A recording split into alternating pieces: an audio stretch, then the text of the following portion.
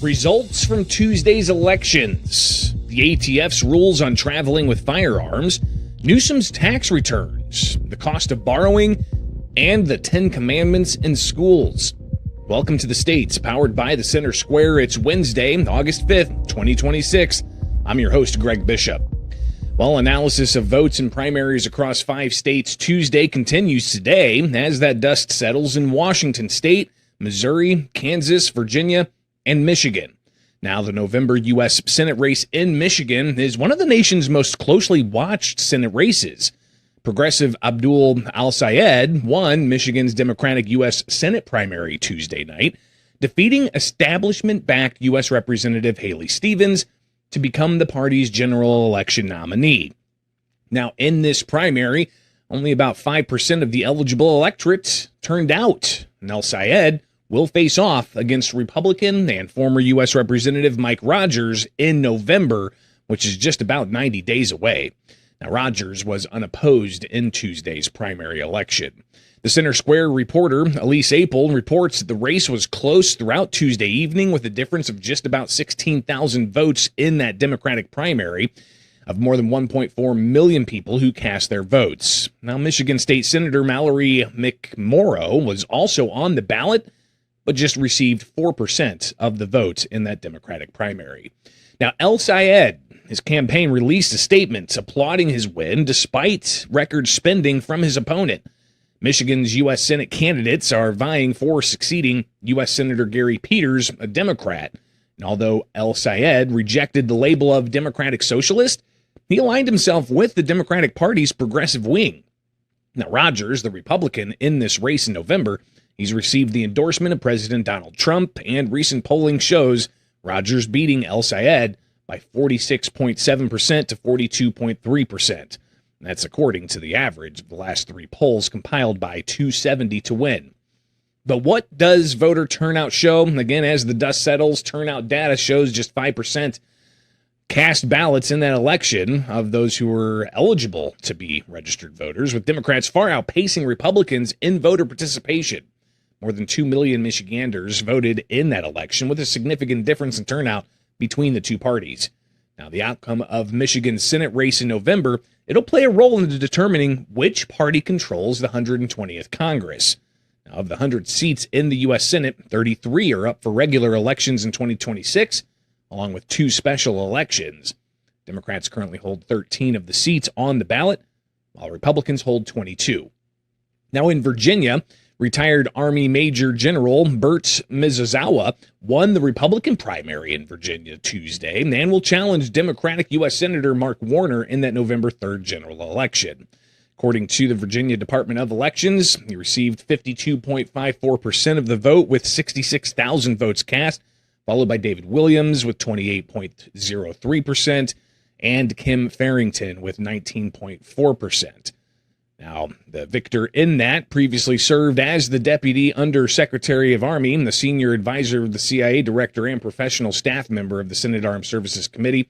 Shortly after the race was called, Mizusawa thanked supporters and shifted his focus on the November midterm. Warner did not face a primary challenger. He's seeking a 4th term in the U.S. Senate after first winning election in 2008. Before joining the Senate, Warner served as Virginia's governor from 2002 to 2006. A 6-year term awaits whoever the winner is after November 3rd. Now, in Missouri, the Show Me State showed proponents of a proposal to phase out the state's income tax in exchange for increasing sales tax and use taxes, with the outcome of Amendment 5 going down. Andrew Wilford, Director of State Policy for the National Taxpayers Union Foundation, joins us for this post-mortem. Good morning. Kind of interesting to see what the outcome was. It really, quite frankly, wasn't even close. Yeah, I mean, it was. There were signs that it might not pass, but my goodness, it ended up being quite lopsided. I think really what we saw was that the advocates for phasing out the income tax just didn't provide the vision for what that would do for the state. There was a lot of fear being presented by the opponents of the amendment, saying that it would, cause sales taxes to go through the roof and, cause budget disaster. But there just wasn't enough of a plan being presented to Missouri voters for them to feel comfortable supporting it. So let's talk a little bit about Missouri Amendment 5, which again was on the ballot yesterday in the Show Me states. It eliminates the income tax gradually over time. It authorizes the expansion of sales and use taxes. But the unofficial outcome of this from last night, it fails. Only 233,000 yes, over 1.1 million voted no. Andrew, again, do you think that maybe, as you said, the message wasn't made clear about what this could mean for Missouri? Do you think it had something to do with the exchange one tax for another tax idea? Yeah, really what was on the ballot was authorizing the legislature to expand the sales tax base, with the sort of caveat that any expansion of the sales tax base would be used to reduce the income tax. But again, that's kind of a nebulous proposition. What exactly that would have looked like, what industries would have the sales tax base would have been expanded to, and how fast the income tax would be phased out, things like that. Those are all not part of the ballot measure. And I think that lack of specificity, as well as, again, just the fact that there was so much time spent arguing about what the worst could be, and not much time discussing how eliminating your income tax can benefit your state. I think. Well, I would imagine, like, for instance, the ideas of, hey, employers could come to Missouri if we get rid of the income tax and attract more employees. But when I looked at some of the opposition that stacked up against this, they're calling it it would have been the tax on everything tax, or the tax on everything amendment. Who was in that group of opposition? Well, I think you had a lot of industries that were afraid that they would be part of that everything, service-based industries that aren't currently taxed that would be. I think fundamentally at the most basic level, it's a good principle. You want to make sure that that your sales tax base is broad so that you can have lower tax rates on everything. But again, just the lack of specificity, I think really caused Missourians to be too concerned to be willing to just sort of plow ahead with it. I mean, I think right next door you have a state that shows how this can work. I mean, you have Tennessee right next to Missouri that doesn't have an income tax and has thrived because of that. But yeah, there seemed to be a lot of hopes that maybe St. Louis could turn into Nashville if the state of Missouri got rid of the income tax. Yeah, I mean, I think that was the hope, and you have pretty much all of Missouri's neighbors, on the other hand, have been cutting their income tax pretty quickly over the past few years. So I think there was also an element of, hey, we're falling behind here. But I will say, with the exception of Illinois, which of course was looking at this possibly if Missouri did get rid of the income tax, it could mean potentially thousands more people just cross the Mississippi into the Show Me state. But Andrew, what's next here? Is this an idea that's now going to be kicked to the dustbin of history, so to speak, or is this something that maybe is going to take some more refining and possibly another attempt? I certainly hope the takeaway isn't that Missourians just absolutely love the income tax so much and they never want to get rid of it. I think the takeaway needs to be that there has to be more of a plan. There has to be, you got to lay out the details to people before they're willing to, take the plunge. And I think that if Missouri wants to take a longer course towards eliminating its income tax, it doesn't have to happen tomorrow. You can do what many other states in the region have been doing and slowly phase it out using, careful policies like revenue triggers that where the rate goes down if you have enough money to do it. And I think that needs to be more of the plan moving forward, so that Missourians can feel more comfortable. Well, and what about those special interests that were part of that opposition, hooking up with some Republicans and Democrats opposing this idea, but How should Missouri policymakers address the concerns from these different special interest groups? Well, I mean, I think there's always, anytime you have a shift in taxes like this, there's always going to be some interests who are happy and some that aren't. And I think where their concerns are valid, that's something you take into account. Where it's just groups that don't want that are currently tax enjoying a tax preference that don't want to lose it. Well, maybe you don't worry so much about that. But again, that's all going to be part of the sausage making process working forward. I think, I just think that I hope that the conclusion by Missouri lawmakers isn't that they just need to run and hide and pretend this never happened. I think they need to learn the right lessons from this, which is that they need to trust Missouri voters with the details of their plan before asking them to vote on it. Well, Andrew Wilford, Director of State Policy for the National Taxpayers Union Foundation, greatly appreciate your analysis here for the states. Now, 15 states still have yet to hold their primaries. Tennessee has primary elections Thursday. Hawaii's is Saturday. Then, on the 11th of this month, Alabama, Connecticut, Minnesota, Vermont, and Wisconsin hold primaries. On the 18th of this month, Alaska, Florida, and Wyoming go to vote. Massachusetts, New Hampshire, Rhode Island, and Delaware, they have votes ready for next month. The general midterm election is coming pretty quick. November 3rd. It's just around the corner. We'll be right back with more here with the states.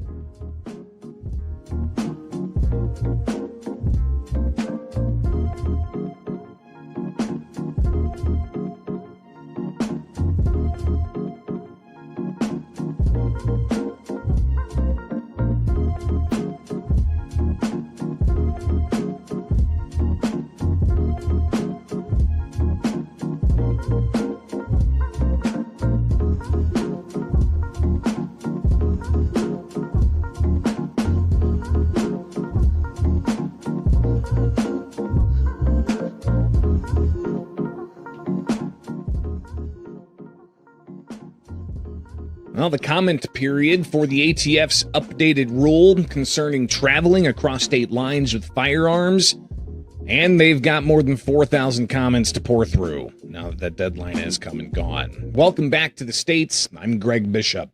The Bureau of Alcohol, Tobacco, Firearms, and Explosives, it's a federal agency that falls underneath the Trump administration's authority.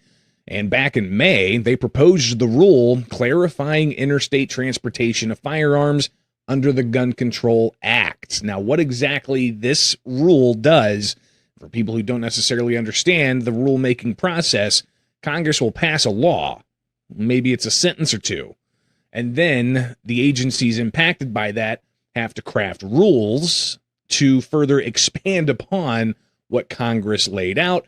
So this is an updated, clarified rule that the ATF filed May 6th of this year. And they say the rule is to clarify that for purposes of transporting firearms interstate, any activities that are reasonably necessary to transport, such as staying overnight in hotels, stopping for food, fuel, vehicle maintenance, emergencies, medical treatment, or transitioning between modes of transportation, all considered part of that transport, thus protected by the Gun Control Act. So they say that the proposed rules also address transporting ammunition and firearm accessories between states, and the requirements for securing firearms during such transit.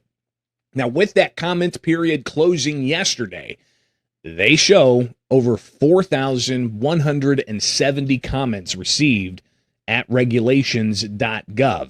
Now, explicitly, what these rules do is they expand and they codify what counts as protected transport.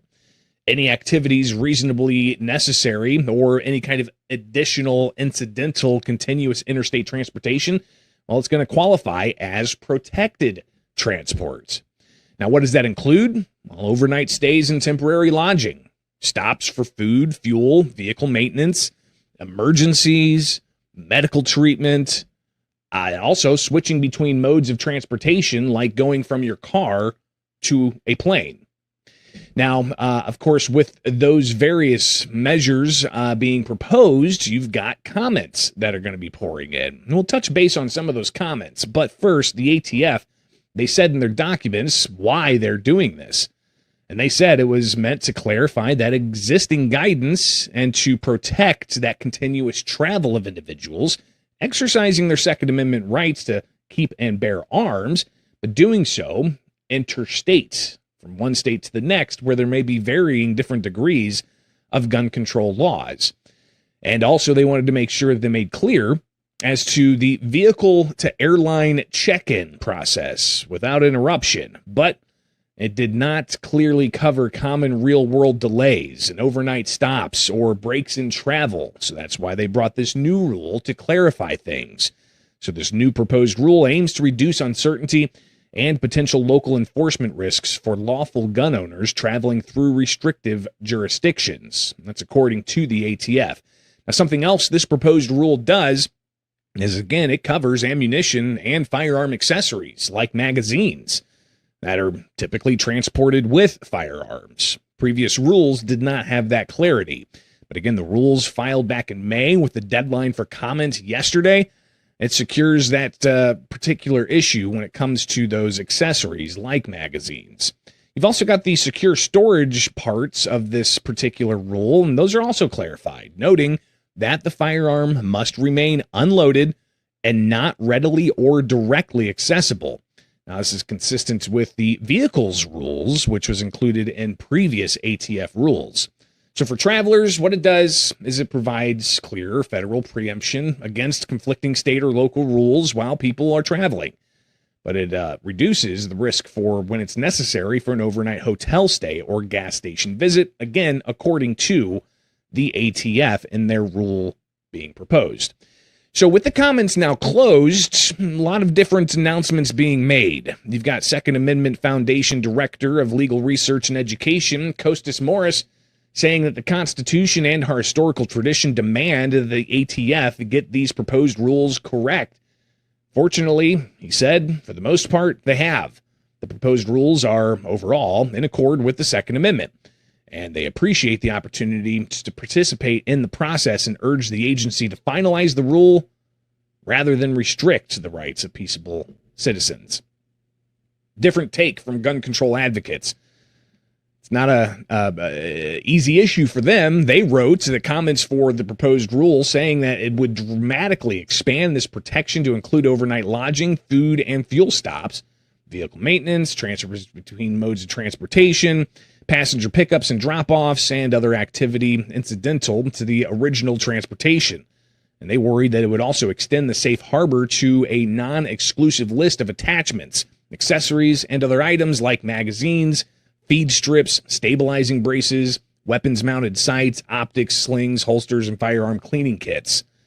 And in a letter, the U.S. Senate Democrats wrote to the ATF, they said as a whole, the proposed rule would transform Section 926A into a wider federal preemption regime than Congress ever intended.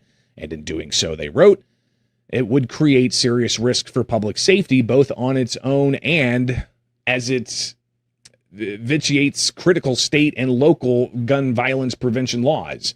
U.S. Senator Dick Durbin said the rule risks displacing legislation such as in Illinois, the Protect Illinois Communities Act, without adequate assessment of the state firearm laws, public safety impacts, or law enforcement burdens. But that law that Durbin mentioned, it's already been found unconstitutional by a federal district judge in one case, and a separate case challenging Illinois' gun bans being considered by the U.S. Supreme Court.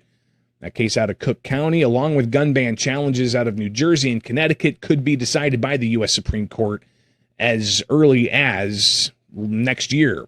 Now, on a separate issue where people can carry firearms, the U.S. Supreme Court's already recently ruled on a Hawaii rule that restored rights of individuals to assume that they have the right to carry firearms somewhere unless there's a sign saying firearms are not allowed on that property.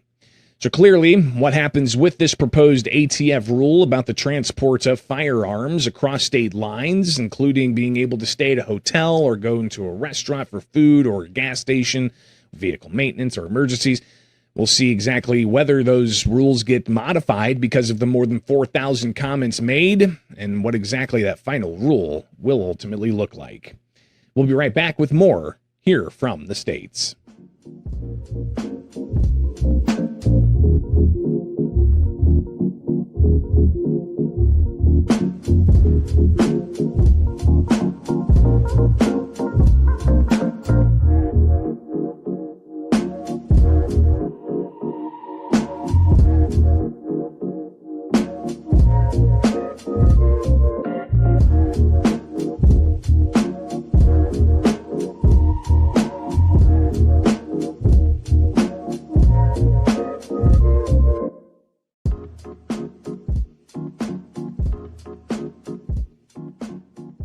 I already have. You've had 20 years of my taxes, yes. Since 20. I know you love taxes. Donald Trump, when's he releasing here? Well, you say you're so different from Trump. Well, I am, because that's why I've released all my taxes for decades, and you will have all those new tax returns because I have no reason why you haven't gotten them already, so I have no problem. It was California Governor Gavin Newsom on July 9th being asked about his tax returns, and we now have those. Newsom and his wife, Jennifer Seibel Newsom, they released the last 4 years of tax returns late last week, providing a glimpse into their financial life over the last 4 years of Newsom's time in office. Welcome back to the States. I'm Greg Bishop. Joining us to discuss some of the latest out of the Golden State is the Center Square, California reporter, Madeline Shannon. Madeline, the couple's annual finances remained relatively stable, but in 2021, they saw a bump in their income because of the sale of a home. What does the bottom line look like in the past 4 years, and where exactly are they getting their money? Well, you're exactly right, Greg, that their joint income as a family every year remained pretty stable. They sold their house in Marin County, California in 2021 and made more than $700,000 from the sale of that house that they owned for about 10 years. Governor Newsom does make about $245,929. That's his salary this year. But in 2021, he made $218,556 because, of course, the cost of living has risen. And so everyone gets cost of living adjustments in their salary in the state government, and that includes the governor. His wife, Jennifer Newsom, doesn't make a salary from her role as first partner of California, but she made a little bit of income from her role as an actress and producer, according to a couple of years worth of tax documents. Yeah, so altogether, at least in 2021, $4.2 million the two had in adjusted gross income. $3.5 million of that was taxable. Now, $1 million came from capital gains, and then you've got $417,000 from wages. And as you mentioned, I mean, the $218,000 there for the governor's salary in 2021, some people are going to kind of scratch their heads and be like, well, how do you get $4.5 million from a $200,000 salary? Right. Well, he does make some income as well from partial ownership stake in several small businesses operated by the Plumpjack Group, which owns wineries, restaurants, and an inn, all in the San Francisco Bay Area in Northern California. So there are other sources of income besides just his income as governor of California. And what's fascinating, too, is you went through and found some royalties that the couple was getting for maybe, like a children's book. But even one line in there about how they only had like $90 from one particular venture. Yes, that was, I believe, Mrs. Newsom's income reported 1 year as her role as an actress and producer. But of course, Newsom did write a children's book that was published in 2021, and he did make $20,386 in income from that book in 2021. But of course, in the years after that book was published, he made additional income from that book, from the sales of that book. Maddie, why is this significant? Should California taxpayers take note of this? Yeah, well, I think it's pretty standard to get tax returns and tax documents from the governor and from other politicians. I think that it's worth it for journalists and members of the public to know how their governor and how their elected representatives are making their money and how much money they're making exactly, not just in terms of their income and salary and wages from their elected office, but from other sources of income as well. So it's worth a look. And I think this year, looking at 4 years worth of tax returns from the Newsoms, everything seemed pretty straightforward to me. I don't think there was anything particularly interesting just going through the stacks that I had to go through. And I went through huge stacks for each year of the 4 years of tax returns, but everything seemed pretty straightforward and standard to me. But it's definitely something that I think taxpayers should pay attention to. Well, considering, 4.2 million in adjusted gross income in 2021, and that was kind of like a peak, so to speak, of the previous years that you guys had access to. But compare that kind of income to what the rest of the state of California is dealing with. You had another story touching on the cost of raising kids in California, and that seems to be increasing a bit. It is, yeah. And of course, in the San Francisco Bay Area, which is already one of the most expensive areas in California, the cost of raising a kid, just a single kid in that area, went up more than 10% over the 2025 amount that families could expect to pay. And the nearby San Jose area also saw a rise of about 10% over last year. And every other area measured in that research in the state of California saw an increase in the cost of raising kids. There are other areas in the country where the cost of raising kids went up as well, but it seems like everywhere across the United States, the cost of raising even just a single child is going up, and it's going down or remaining stable in very few places. Yeah, and the inflationary numbers, obviously something to watch very closely, especially in an election year. However, that will impact what happens in November. But Madeline, let's talk about something else here with the Department of Justice in California, claiming that they've saved taxpayers over $200 billion suing the Trump administration. But in order to do that, they had to spend close to $20 million over the last 18 months. Is the Office of Attorney General Rob Bonta sharing more information with you on what exactly that $200 billion number comes from? They didn't actually give me a line-by-line breakdown of what that looks like and how they arrived at that $207.1 billion number. After a press conference that I went to hosted by the Department of Justice yesterday, I did ask via email for a breakdown of that $207 billion number, and I did not hear back yet from the California Department of Justice. So we'll see if they do get back to me today or later in the week. But yes, he did say yesterday in the press conference that over the course of the last year and a half, the California Department of Justice has led or been part of 82 lawsuits against the Trump administration, and that they said they saved $207.1 billion of taxpayer-funded federal government services for Californians, and that, $19.2 million of California taxpayers' money paid for those lawsuits so far. And they're also touting that they've got a high success rate here. Talk a little bit about that. Well, not Assemblymember Bonta, the Department of Justice did say that 83% of the time the Department of Justice in the state prevailed in their lawsuits, and that they secured 21 final orders siding with California, 45 orders granting early relief, and 8 cases where the Trump administration settled. So there are a number of outcomes from some of those lawsuits that the Department of Justice was part of or led, and there are some that are still pending. So we'll see what the outcome of those cases is as well. Well, we've still got another two and a half years or so of the Trump administration, and what happens with all these various states that have sued, because it's not just California. You've got like half the country's attorneys general filing and joining together on a lot of these lawsuits. And with that comes taxpayer cost. But when they say $200 billion in taxpayer savings, are they just talking about bringing more federal tax dollars back to California, which any way you cut it, those are still tax dollars that taxpayers are paying into. So hopefully we get some clarity from them exactly what that $200 billion plus looks like. Madeline Shannon, California reporter for the Center Square. Greatly appreciate your time as always. And we'll check back in with her and what's going on in the Golden State. You can get the latest at thecentersquare.com. We'll be right back with more with the states.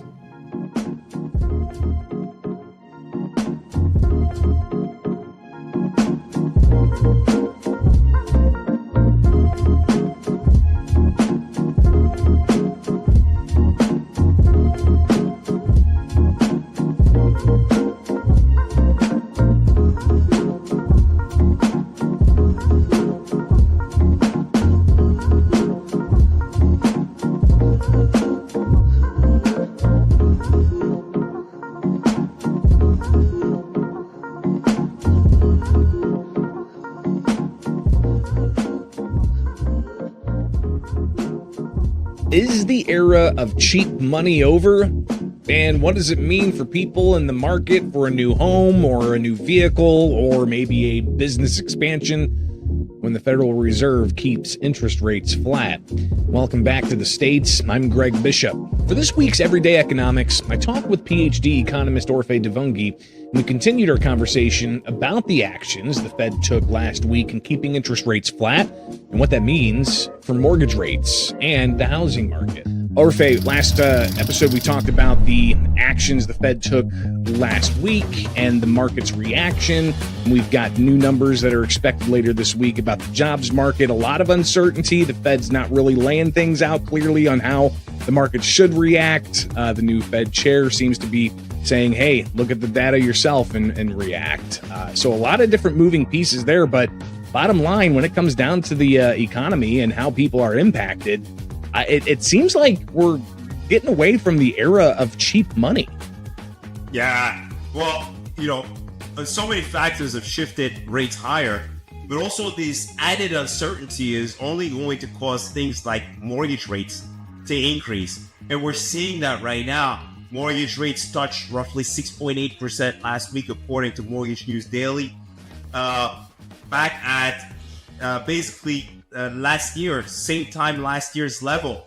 Now, the big difference is last year in August, rates were actually falling.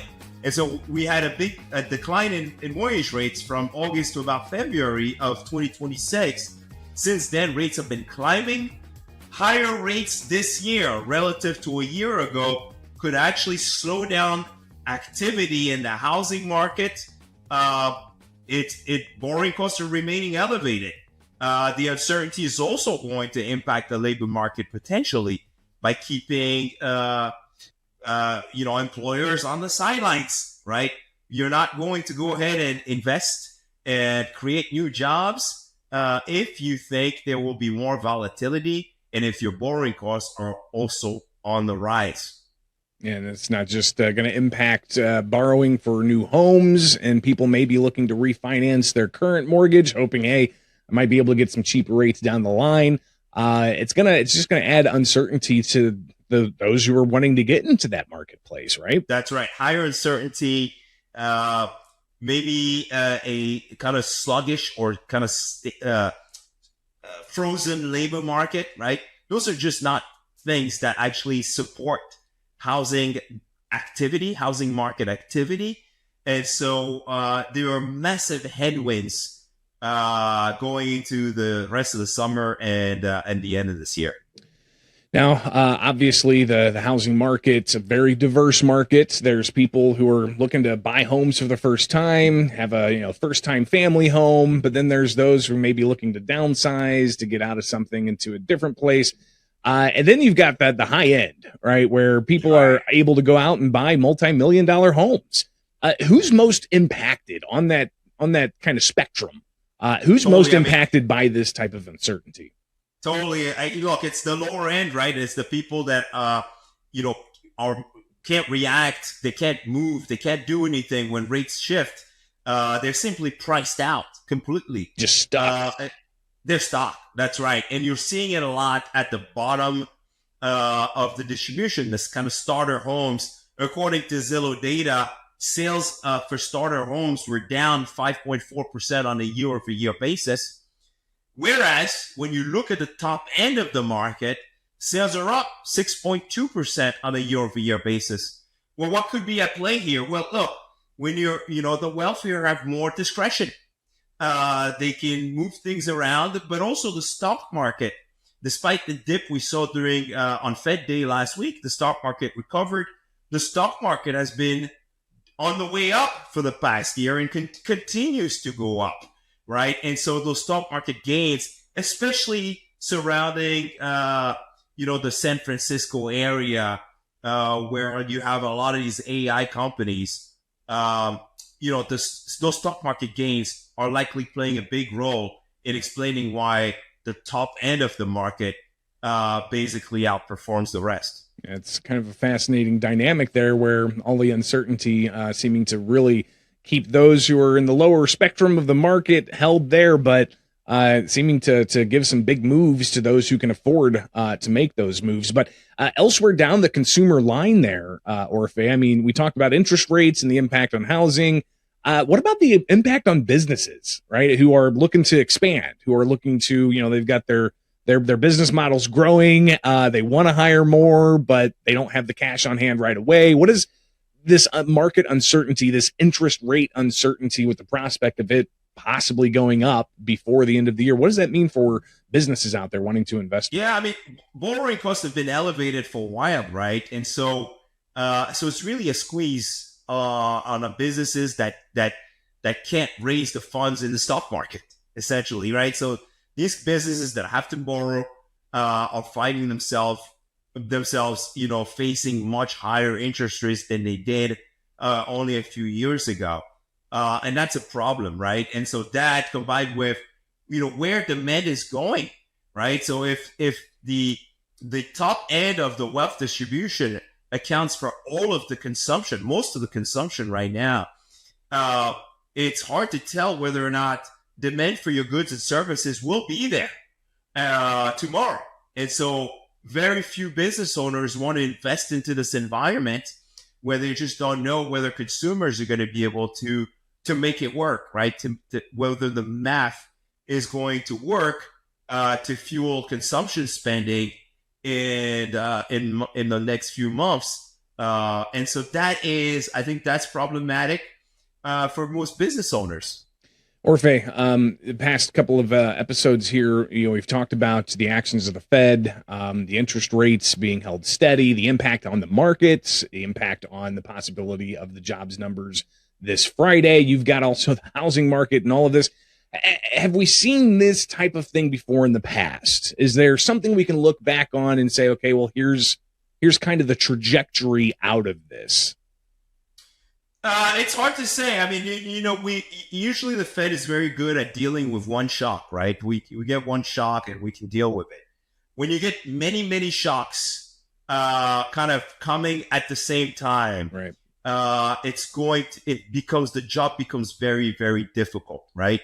If, for example, we have inflation above 2%, which we do, and the labor market were to start cracking at the same time, the Fed would get stuck between the two, between its dual mandate, right? Do we fight inflation by keeping rates elevated or even raising rates in an environment where the labor market's already sluggish and even deteriorating? That's a big question. That's a hard question to answer. And the opposite, right? The opposite could be true, right? You could end up with, You could end up with an acceleration in the labor market. If you do that, if you have that, then the Fed is in a better position to actually raise interest rates, right? It makes the job easier. And so having multiple shocks converging at the same time could make the job for the Fed much more difficult. And so those competing, that dual mandate could mean basically competing factors, right? Inflation up higher in a time where the labor market is not doing really well. So the best thing that could happen for the Fed right now is a strong labor market. A strong labor market, or at the very least, a labor market that is no longer deteriorating, is a positive for the Fed because it would justify either holding rates steady or even potentially raising them later. If the labor market were to come in weaker on Friday, then the Fed is in a lot of trouble. Because does it hold interest rates here? Does it raise them at a time where households are being squeezed and businesses are being squeezed? I don't think that Fed would be prepared to do that, and so the job becomes really, really difficult. If it did indeed decide to cut to save the labor market, then what would happen to inflation? Is the big question. Inflation could actually start moving higher, and that could be problematic as well. So this Fed could be stuck if the labor market weakens from here on. Well, definitely very valuable insights that you'll find here with Everyday Economics. So be sure to subscribe today to get the latest here with The Center Square. I'm Greg Bishop, Orfe Divounguy, PhD economist. Greatly appreciate your time as always.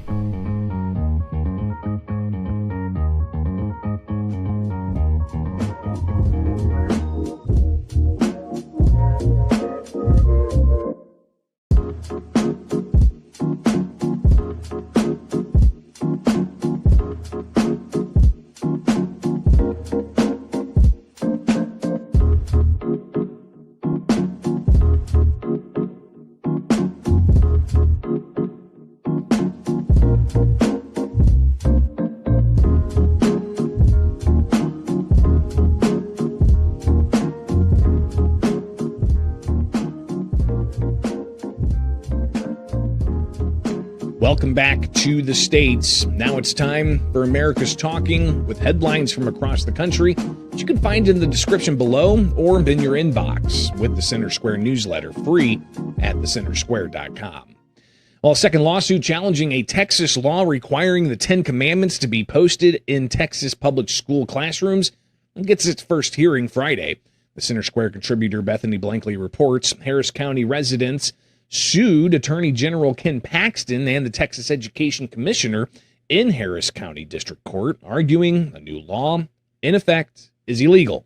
They're challenging SB 10, which amended the Texas Education Code to require every public elementary and secondary school classroom to display a poster of the King James translation of the 10 Commandments in the Bible found in Exodus 20, verses 2 through 17.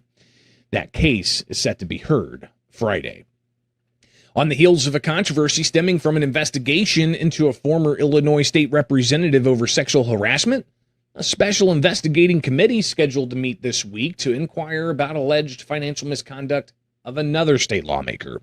The Center Square Illinois reporter Sean Reed reports Democratic State Representative Carol Ammons facing 8 counts of wire fraud and providing a false statement tied to an alleged kickback scheme involving taxpayer-funded state grants given to nonprofits in her district.